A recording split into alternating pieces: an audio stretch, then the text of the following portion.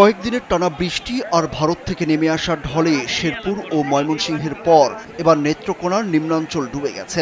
ভেঙে গেছে জারিয়া পানি উন্নয়ন বোর্ডের বন্যা নিয়ন্ত্রণ বেড়িবাঁধ। এতে কংস নদী পাড়ের বাড়িঘর ও সড়ক তলিয়ে গেছে। ডুবে গেছে রেল লাইনও। দুর্গাপুর, পূর্বধলা ও কলমাকান্দা সদরের প্রায় অর্ধ লাখ মানুষ হয়ে পড়েছে পানিবন্দী।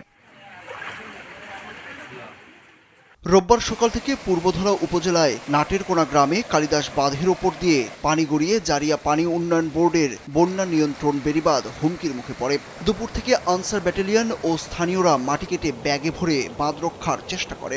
আতঙ্কিত নিম্নাঞ্চলের মানুষ বাড়িঘর ছেড়ে আসবাবপত্র নিয়ে ওঠেন বাঁধের ওপর। ইডেন বে কক্সবাজার সমুদ্র সৈকতের উপর নিজেদের একটি ঠিকানা।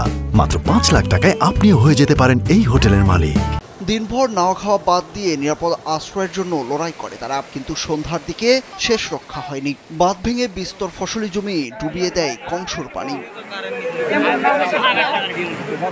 পানিবন্দীরা বলছেন, কংস নদীটি সাবেক আওয়ামী লীগের এমপি ওয়ারেসাত হোসেন বেলাল ঢাকঢোল পিটিয়ে খনন কাজ উদ্বোধন করেছিলেন। এ পর্যন্তই শোনা তাদের, কিন্তু তিনি কি করেছেন আল্লাহ জানে। নদীগুলোতে পানির ধারণ ক্ষমতা থাকলে এই অবস্থা দেখতে হতো না। যে বেড়িবাঁধ করেছে সেটাও উঁচু না। সুষ্ঠু কাজ করলে এমন ভয়াবহ দিন দেখতে হতো না বলে জানান বানভাসীরা।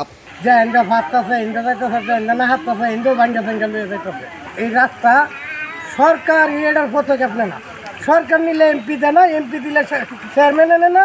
হ্যাঁ, তারা ঠিক হইলে সরকার ছাড়া এই রাস্তার লাগে আমরা এই দুর্ঘটনা। ক্ষতিগ্রস্ত হাজার হাজার ফ্যামিলি বাড়ি ছাড়া, অনেক ফিশারির লক্ষ লক্ষ টাকার মাছ এই বেড়িবাঁধ ভাঙাতে নষ্ট হবে। স্থানীয়রা জানান, কলমাকান্দা উপজেলার নয়াপাড়া, মুক্তিরচর, ধানমহাল, বিশরপাশা, বাউসাম, হরিপুর চকবাজার, আনন্দপুর, বড়ুয়াকোনা, রংছাতি পাকা সড়কের ওপর দিয়ে পানি বয়ে যাচ্ছে। এছাড়া কলমাকান্দা সদরসহ লেঙ্গুড়া, খারনই, রংছাতি, নাজিরপুর ইউনিয়নের বিভিন্ন সড়কের ওপর দিয়ে পানি প্রবাহিত হচ্ছে। এতে করে এসব এলাকার অন্তত 15টি গ্রামে পানিবন্দী হয়ে পড়েছে প্রায় 5,000 মানুষ। পাশাপাশি তলিয়ে গেছে শতাধিক পুকুর, আউশ, রোপা, আমন ধানের ক্ষেত। আমরা কিনে করতে পারি না, আমরা পুরা বান্ধা বিছানাও আমরা ভিজে গেছি। আমরা আয়া মাদ্রাসা উঠছি, কি করি, কি করে খাই আমরা। পানি উচিত আমরা তো সহযোগিতা করলো না।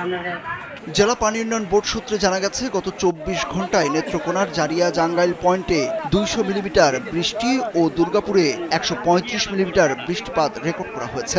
এই বৃষ্টির ফলে জেলার সোমেশ্বরী, উপাদাখালী ও ধরু নদীর পানি বেড়ে চলেছে।